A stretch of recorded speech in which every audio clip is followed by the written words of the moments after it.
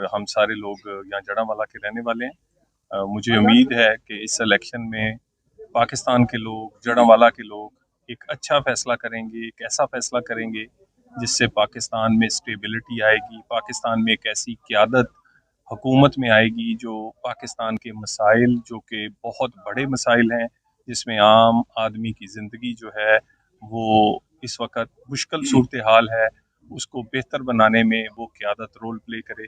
तो मुझे उम्मीद है कि जड़ावाला के लोग बेहतरीन फैसला करेंगे पाकिस्तान के लिए।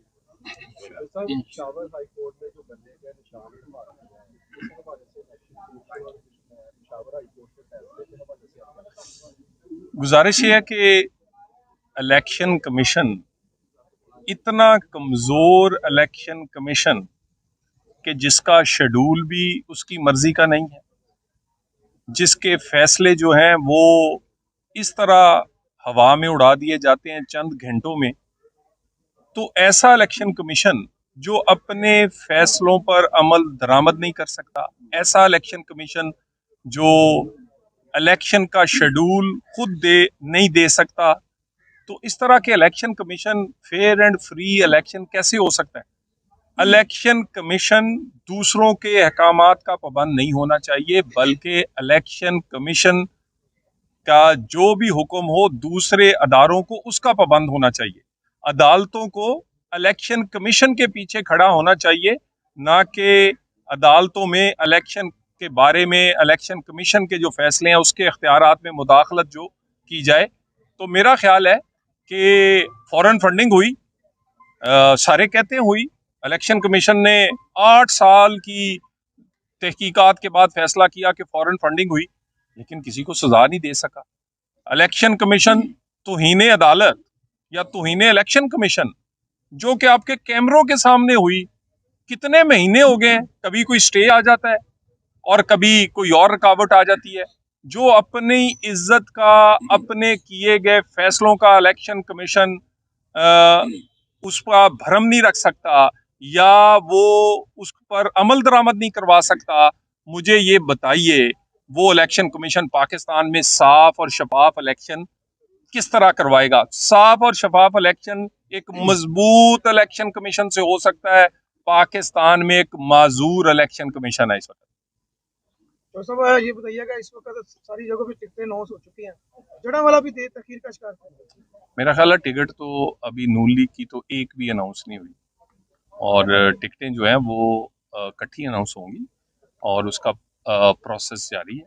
और इंशाल्लाह ताला ये जो जैसे ही मुस्लिम लीग नून जो है वो तकरीबन एक हफ्ते के बाद, क्योंकि अभी उसके पार्लिमानी बोर्ड मुकम्मल हुए, अभी पाकिस्तान की बड़ी जमातें नून लीग के साथ सीट एडजस्टमेंट या इत्तेहाद करना चाहती हैं।